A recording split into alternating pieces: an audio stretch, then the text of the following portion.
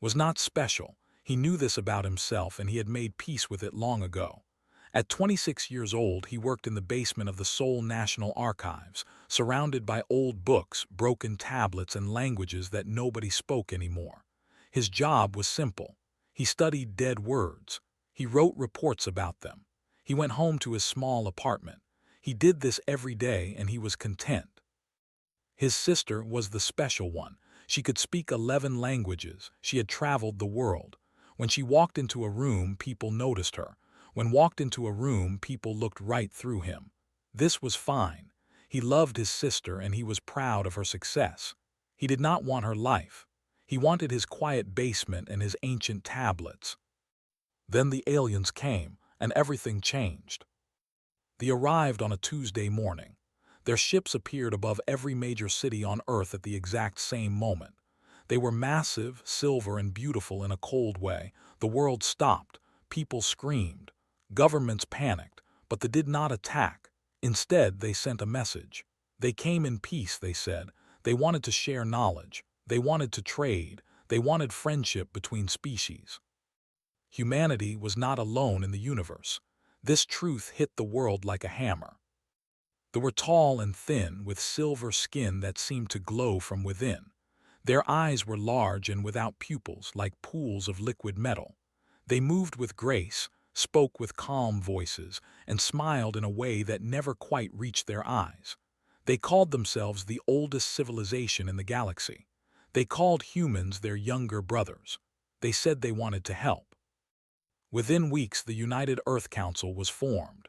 Within months, the First Contact Academy opened its doors. The academy had one purpose: to teach humans how to speak the language. This was important, the council said. Communication was the bridge between worlds. Humans needed to learn, and they needed to learn fast. The language was called Galactic Standard. It was the tongue of advanced civilizations, they explained.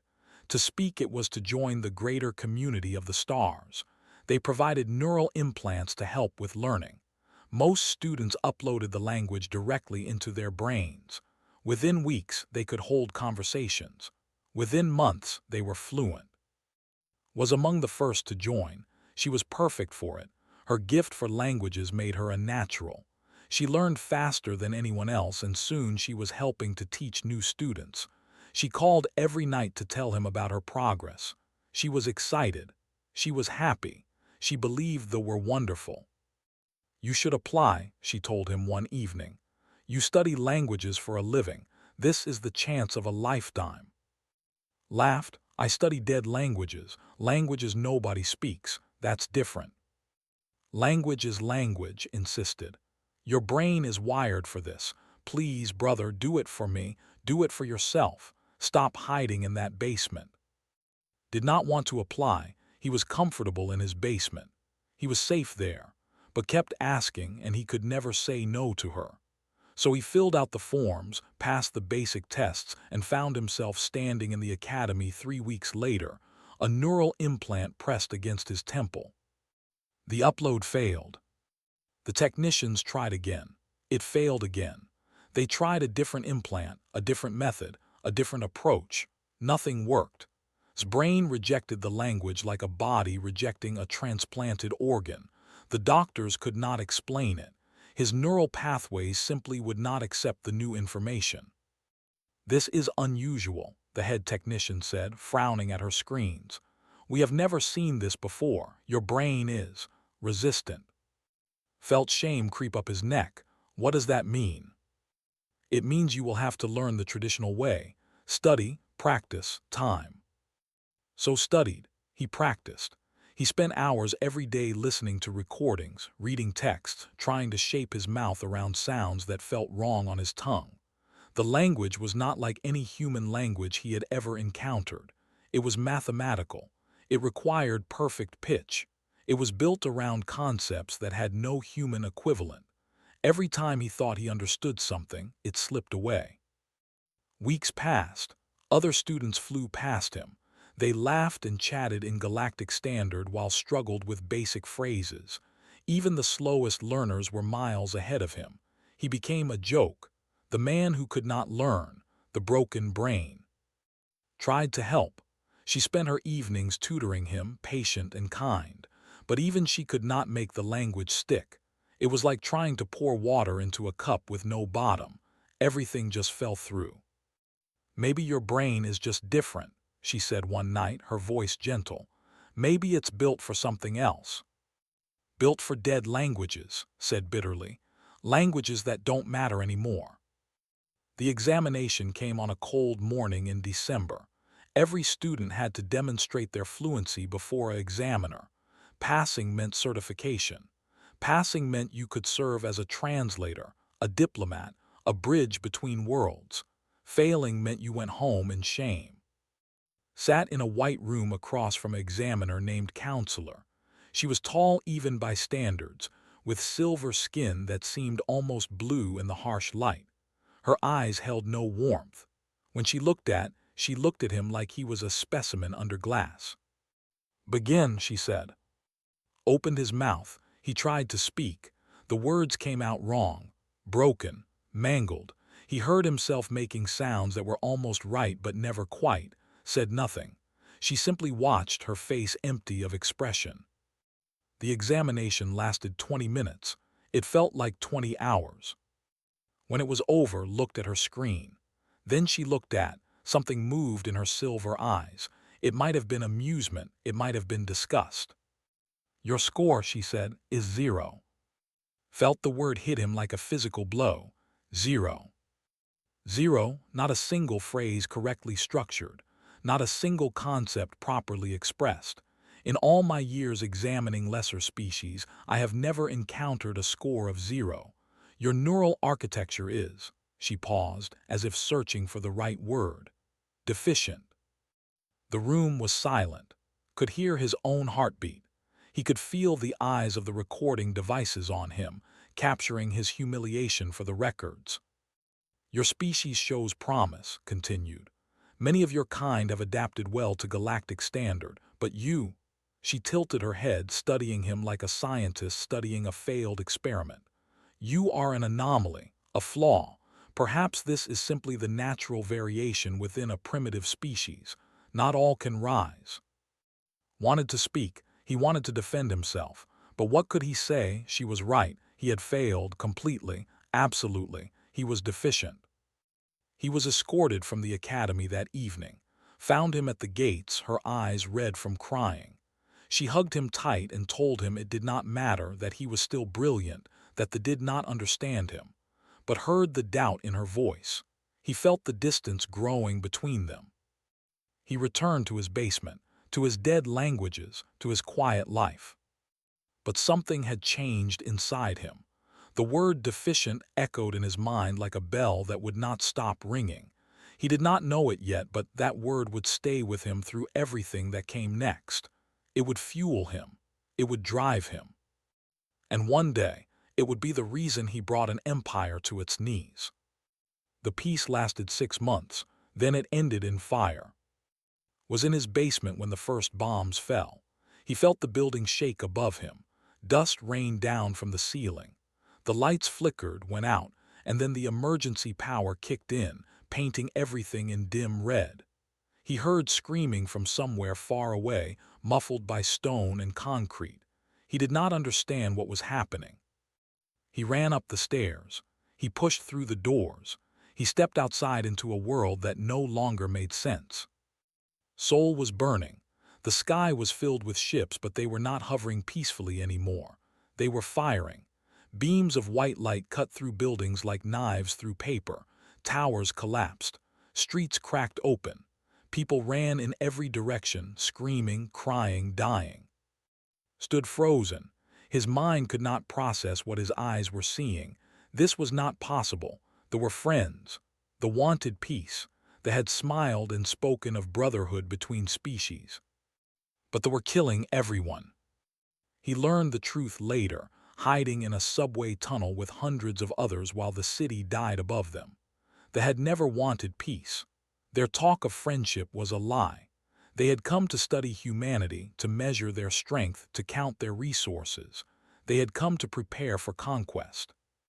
The Dominion ruled half the galaxy. They had been fighting a war against another empire for 1,000 years. They needed soldiers. They needed workers. They needed slaves. And they had found Earth, a planet full of billions of creatures just intelligent enough to be useful, just primitive enough to be controlled. The negotiations had been a test. When Earth's governments refused to hand over their people, they revealed their true face. The bombardment lasted 3 days. Every major city was hit. Billions died. Governments fell. Militaries crumbled. Humanity had no weapons that could touch the ships. Their technology was too advanced. Their shields were too strong. Human missiles exploded harmlessly against silver hulls while beams turned entire armies to ash. By the end of the first week, Earth had surrendered. Survived because he was underground. He survived because the archives were deep beneath the city, protected by layers of concrete and stone. He survived because nobody thought old books and broken tablets were worth destroying. But did not survive. He learned of her death 2 weeks after the surrender. A survivor from the academy found him in a refugee camp. The academy had been a primary target, the survivor said. They had destroyed it completely. They did not want trained translators organizing resistance. They did not want humans who understood their language. Everyone inside had died. Everyone, including. Did not cry. He did not scream. He simply sat in the mud of the refugee camp and felt something inside him go quiet. It was like a candle being blown out. One moment there was light and warmth. The next moment there was only darkness. He had no family now, no purpose, no reason to continue. But he continued anyway, because what else could he do? The occupation began in earnest. The established control centers in every major city. They divided humans into categories: workers for the labor camps, breeders for the population farms, specimens for the research facilities. The old, the sick, the useless were simply eliminated, efficiency above all else. Was classified as a worker. He was young and healthy. He could lift heavy things, that was enough. They sent him to the ruins of Seoul, where thousands of humans worked to clear the rubble of their own destroyed city. They worked from sunrise to sunset. They slept in crowded barracks. They ate barely enough to survive. And they did not speak. This was the first rule of occupation. Humans were forbidden to speak in the presence of. Their language was declared inferior, animal noise not worthy of being heard.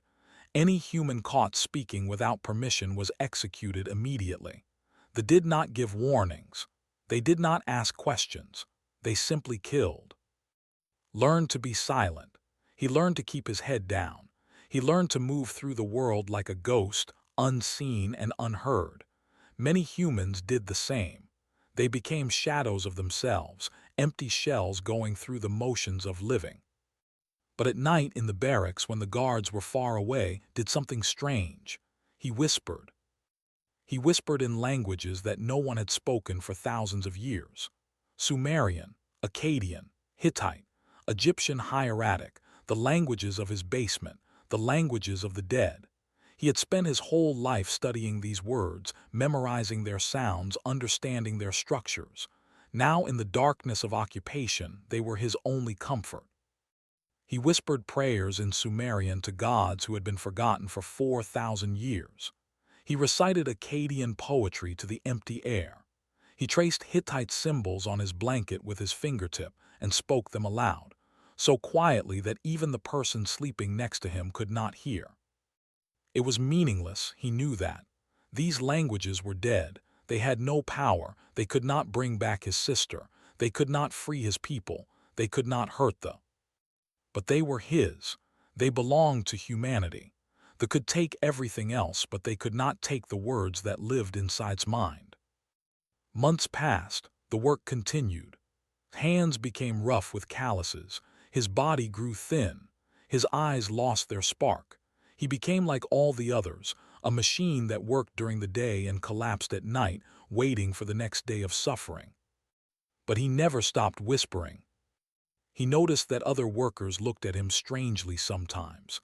They heard his midnight murmurs and did not understand. Some thought he was going mad. Some thought he was praying. One old man, a former professor of history, recognized a fragment of Akkadian and asked about it. "Where did you learn that?" the professor asked. "The archives," replied. "I was a researcher. I studied dead languages." The professor was quiet for a long moment. "Dead languages," he repeated. "Languages that have never heard. Languages that existed before their kind ever looked at the stars." "Yes. There is power in that," the professor said slowly. "More power than you know." Did not understand what the old man meant. Power in dead words. Power in forgotten sounds. That was foolish. That was the kind of thing people said to make themselves feel better about their helplessness.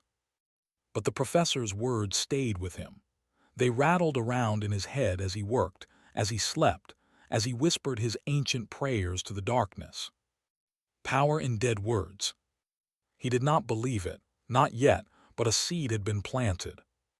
And seeds, given enough time, can crack stone. 1 year into the occupation, was reassigned. A supervisor came to the work site and selected a group of 20 workers for a new project. Was among them. He did not know why. He did not ask questions. Asking questions got you killed. They were loaded onto a transport and taken to the mountains near Provence. The work was different there. They were not clearing rubble. They were digging. They had found something buried in the mountain and they wanted it unearthed. Dug for weeks. He moved rock and soil with his bare hands. He did not know what they were looking for. He did not care. He was just another pair of hands, just another tool. Then, on a cold morning in early spring, his shovel struck something that was not rock. He brushed away the dirt.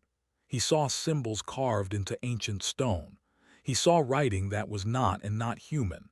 He saw something that made his heart stop in his chest. He recognized the structure. He recognized the logic. He did not know these specific symbols, but he knew the pattern beneath them. He had spent his whole life studying similar patterns. Patterns of language, patterns of meaning, patterns that connected sounds to thoughts to reality. This writing was old, older than humanity, older than anything had ever studied. And somehow, impossibly, it reminded him of Sumerian. A supervisor approached. She looked at the symbols. Her silver skin went pale. Her liquid eyes widened with something had never seen in a before. "Fear. Seal this site," she ordered. "Immediately. No one speaks of what they have seen, no one." But had seen, and he would not forget. The seed in his mind began to grow. They called them the precursors. Learned this by listening. He was good at listening. He had spent his whole life being invisible, being unnoticed, being the person that others forgot was in the room. Now under occupation, this skill kept him alive. They spoke freely in front of human workers because they believed humans could not understand their language. Most humans could not, but had spent months trying to learn Galactic Standard. He had failed the examination. He had scored 0, but he had not learned nothing. He had learned enough to catch fragments, enough to piece together meaning from tone and context and repeated words. The precursors, he learned, were ancient, so ancient that even they did not know when they had existed. They had ruled the galaxy when the first stars were young. They had created life on countless worlds. They had built things that still worked millions of years later. And then, for reasons no one understood, they had vanished. They had left behind ruins and mysteries and technology that no one could fully comprehend. They had built their entire civilization on precursor technology. Their ships, their weapons, their neural implants, all of it was based on things they had found in ancient ruins and learned to copy. But they had never truly understood it. They used it like children using tools made for adults. They knew how to make it work. They did not know why it worked. And they were terrified of the precursor language. This was the key. This was what understood as he watched the scholars arrive at the dig site and study the ancient inscriptions with trembling hands. The precursor language was not just communication. It was something more, something powerful, something dangerous. They sealed the dig site and brought in specialized equipment. They erected barriers around the buried structure and posted guards at every entrance. No human workers were allowed inside, but was not sent away. The supervisor who had discovered the site kept him nearby as a laborer, carrying equipment and supplies for the research team. Perhaps she wanted to keep an eye on the humans who had seen too much. Perhaps she simply needed strong backs. Either way, stayed. And he watched and he listened, and he remembered. The scholars worked for months. They scanned the inscriptions with devices that hummed and clicked. They argued in their liquid language about interpretations and theories. They failed, again and again, to make sense of what they had found.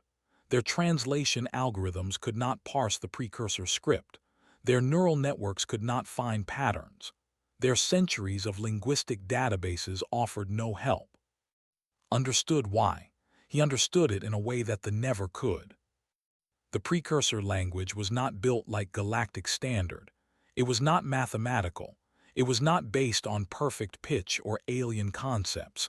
It was built on something older, something deeper, something that lived in the bones of language itself. He saw it in the way the symbols nested inside each other, layer upon layer of meaning compressed into single shapes.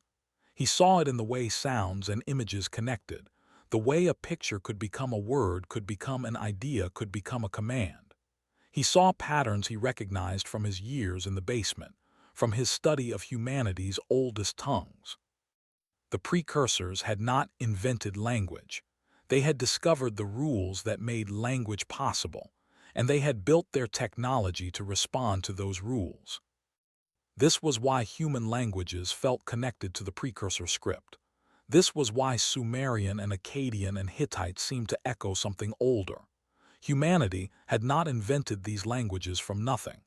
Humanity had inherited fragments of something ancient, carried through generations without knowing what they carried. They had received different fragments. Their languages had evolved in different directions. They had lost the connection to the source. But humanity had not. Began to study the precursor inscriptions in secret. He could only see them for moments at a time, quick glances as he carried equipment past the research stations, stolen looks when guards turned away. But moments were enough. He had a gift for language, even if that gift had failed him with Galactic Standard. He could see patterns where others saw chaos. He could remember sounds and shapes with perfect clarity. He worked at night, scratching notes in the dirt floor of his sleeping quarters, then erasing them before dawn. He built a vocabulary slowly, word by word. He mapped the grammar, rule by rule. He made mistakes, corrected them, made new mistakes, kept going. It took him 8 months to understand the basics. The precursor language was not just communication. It was command. The precursors had built their technology to recognize their tongue and obey it. Their ships, their weapons, their machines, all of it was designed to listen for specific sounds, specific patterns, specific phrases. Speak the right words and the technology would respond. They knew this. This was why they feared the inscriptions. Their own civilization was built on precursor technology that they controlled through interfaces and reverse-engineered systems. But deep inside every ship, every weapon, there was still a core that listened for the original voice, the voice of the precursors. A voice that had been silent for millions of years. A voice that was slowly learning to speak. He tested his theory one evening when the research site was quiet and the guards were distracted. There was a scanner sitting on a table, a small device used to analyze material samples. Walked past it, carrying a crate of supplies.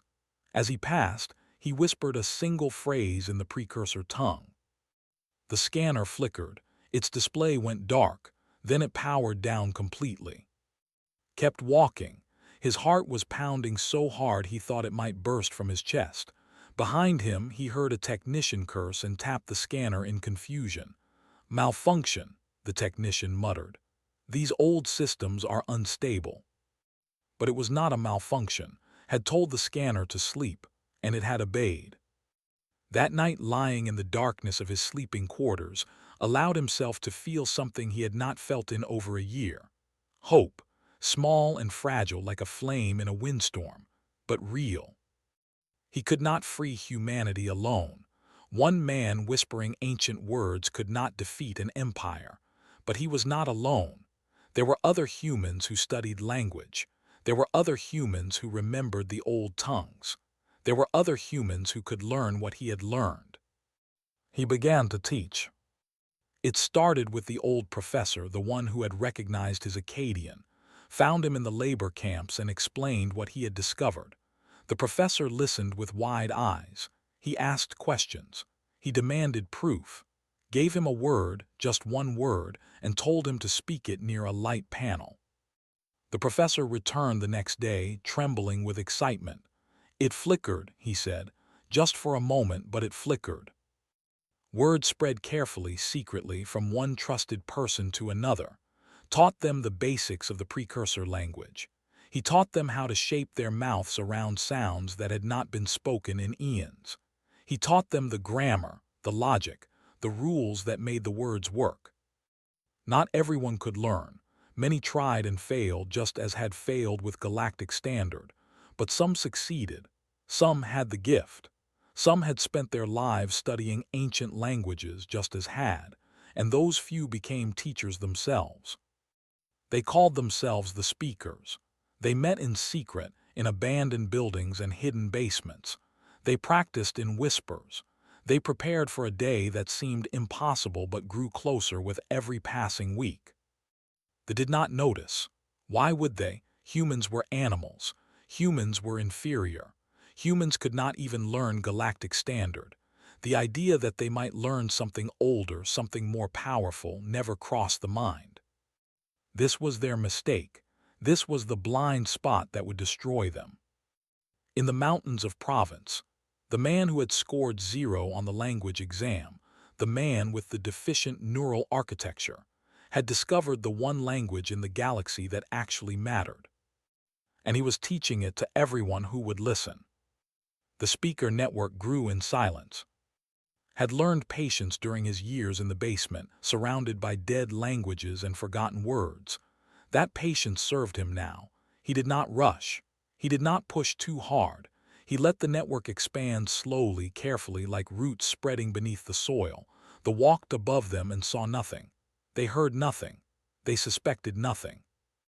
2 years after the occupation began, the speakers numbered in the thousands. They were scattered across every continent, hidden in labor camps and work sites, embedded in the machinery of control. They were farmers and factory workers, teachers and doctors, old and young. They had one thing in common: they could speak the tongue of the precursors. Most knew only fragments, a few phrases, a handful of commands, but fragments were enough.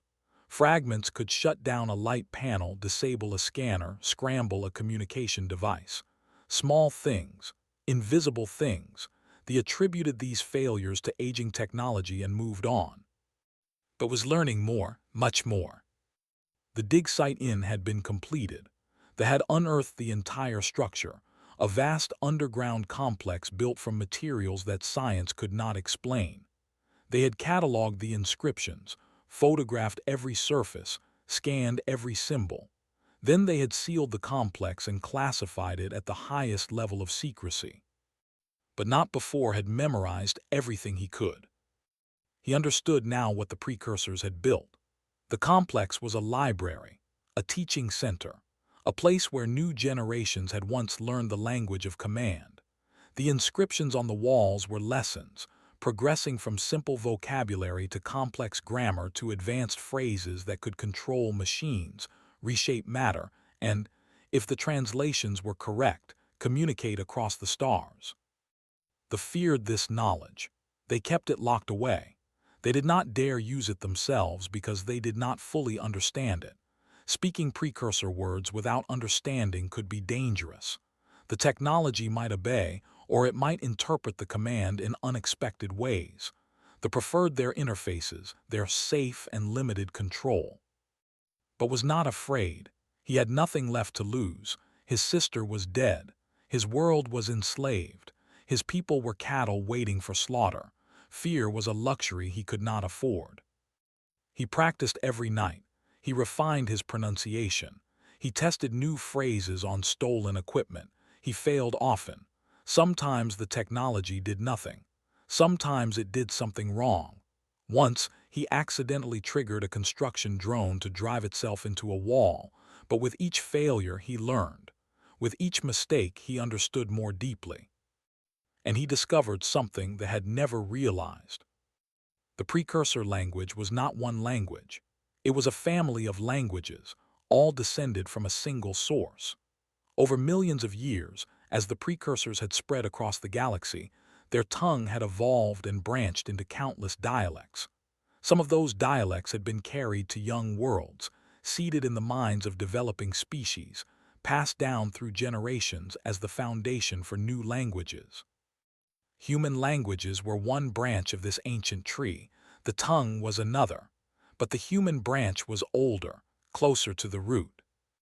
This was why could learn precursor when he could not learn galactic standard. His brain was not deficient. It was different. It was attuned to the older pattern, the deeper structure.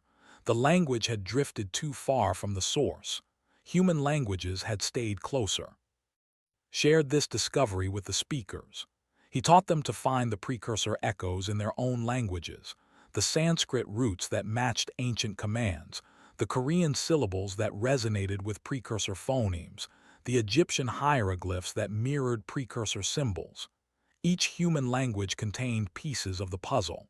Together, they formed a key that could unlock every piece of technology. The Resistance Council met in an abandoned subway station beneath what had once been. 12 people, chosen to represent the speaker network across the globe. They gathered around a dim light and listened as laid out his plan. "The High Fleet is coming," he said. "In 3 months they will begin mass deportation. 30 million humans will be shipped to their war front. They will never return." The council members exchanged grim looks. They knew this. Everyone knew this. They had announced it openly, as if daring humanity to resist. "We cannot fight their ships," continued. "We cannot shoot down their transports. We cannot defeat them with weapons." "Then what do you suggest?" asked a woman named Park. She was a former engineer, one of the first speakers had trained. "Are we supposed to talk them to death?" "Yes," said simply. "That is exactly what we are supposed to do." He explained the plan. It was audacious. It was insane. It required perfect timing, perfect coordination, and thousands of speakers acting together at the exact same moment. On the day of deportation, when the fleet gathered above Earth, the speakers would raise their voices. They would speak a phrase that had constructed from the deepest layers of the precursor language. A command phrase. A shutdown sequence. 3 syllables that meant, roughly, cease all functions. The ships were built on precursor technology. That technology still listened for the original voice. If enough people spoke the command with enough precision, the ships would obey. "And if it does not work?" asked. Met her eyes. "Then we die as we would die anyway, but at least we die fighting. At least we die speaking, not silent." The council voted. The decision was unanimous. For 3 months the speakers prepared. They drilled pronunciation until their throats ached. They memorized the timing, the rhythm, the exact intonation of each syllable. They positioned themselves in cities across the world, ready to speak as one. Spent those months in a kind of focused calm. He was not afraid of death. He had been dead inside since died. What he felt now was something else. Purpose. Certainty. The knowledge that everything he had studied, everything he had learned, everything he had suffered, all of it had led to this moment. He thought of his sister often. He remembered her voice telling him to stop hiding in his basement. He remembered her belief in her excitement about the future, her smile that had always made him feel safe. They had taken that smile from the universe. Now the universe would take something from them. On the night before deportation day, stood alone on a rooftop in Seoul. The city was quiet. Curfew had emptied the streets. Above him the stars shone cold and distant. Among them, he knew, ships were gathering. The High Fleet was assembling. 30,000 vessels, each one carrying weapons that could burn continents. But they also carried cores built on precursor technology, cores that still listened, cores that waited. Whispered the command phrase to himself, practicing one final time. The words felt strange and ancient on his tongue. They tasted like dust and starlight, like the voice of something that had died before humanity was born. Tomorrow, he would speak those words for real. Tomorrow, he would find out if a dead language could kill a living empire. He looked up at the stars. "For you," he said softly. Then he went inside to sleep. Tomorrow would be a long day. The sky was black with ships. Stood in the central square of occupied Seoul, one of 10,000 prisoners waiting for transport. They had been marched from the labor camps before dawn, packed into holding areas, counted and catalogued like livestock. Around them, soldiers stood with weapons ready, watching for any sign of resistance. There was none. The humans stood silent, heads bowed, defeated. That was what they saw: defeat, submission, the natural order of the galaxy, with superior beings standing above inferior ones. They did not see what saw. He saw faces he recognized scattered through the crowd. Speakers, dozens of them in this square alone. He knew there were thousands more in similar squares across the planet, in Tokyo and London, in Cairo and Ayers, in Melbourne and Moscow, all of them waiting, all of them ready. The sun rose over the ruined skyline. The High Fleet hung above the city like a ceiling of silver metal, blocking the light. 30,000 ships, more than enough to carry every designated human to the war front, more than enough to break any resistance. A transport platform descended from the nearest ship, touching down at the edge of the square. Officials emerged, led by a tall figure that recognized immediately. Counselor. She had been promoted since their last meeting. Her robes were finer. Her bearing was more proud. She walked toward the crowd of prisoners with the confidence of someone who had won completely, who faced no possible threat, who existed at the top of the universe. She stopped at a raised platform and spoke through a translator drone. Her voice echoed across the square. "You will serve the Dominion," she declared. "Your world has been claimed, your species has been classified, your purpose has been assigned. You are no longer individuals. You are resources. Accept this truth and your suffering will be lessened. Resist and you will be destroyed." Nobody moved, nobody spoke, the silence was absolute. Allowed herself a small smile. "Good, you have learned obedience. Perhaps your species is not entirely without value." Stepped forward. The movement was small, just one person shifting in a crowd of thousands, but it was enough to draw attention. Guards raised their weapons, turned her silver eyes toward the disturbance.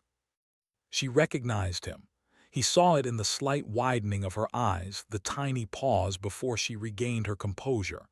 She remembered the zero-score human, the deficient one, the anomaly. "You," she said, "you wish to speak, you who cannot form a single phrase in civilized tongue." Looked up at her. He thought of the billions dead. He thought of every human who had ever been called primitive, deficient, inferior by creatures who did not understand what they were looking at. "I can speak," he said quietly, "just not your language." And then he opened his mouth and spoke in a voice that had not been heard since before the stars had names. The words were precursor, 3 syllables, simple, ancient, a command that echoed down through millions of years of silence. "Sleep now." Every device within 100 meters went dark. The translator drone crashed to the ground. The soldiers' weapons powered down. The lights on the transport platform flickered and died. Staggered, clutching her head as her neural implants shorted out. For one frozen moment, nothing moved. Then the speakers joined their voices. It started as a whisper, scattered through the crowd. But within seconds it grew into a chorus. Hundreds of voices, then thousands, all speaking the same phrase in perfect unison. The sound rose like a wave, spreading outward from the square, echoing between the ruined buildings, carrying across the city. And it was not just Seoul.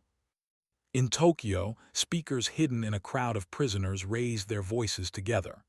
In London, workers in a processing center spoke as one.